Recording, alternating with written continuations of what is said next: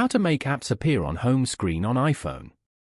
To get started, first of all go to your iPhone home screen.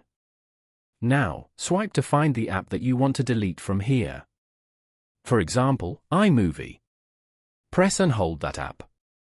Here, select Remove App at the top. Then, tap on Remove from home screen. This will remove the app from the home screen but will keep the app in your app library. Now, keep swiping left till you reach the app library page. Here, the apps are placed in different groups accordingly. For example, entertainment, social and more. Go to the search bar and type in iMovie. You can now find and open the iMovie app from here. Press and hold the app and drag it to your home screen. Place it anywhere you like.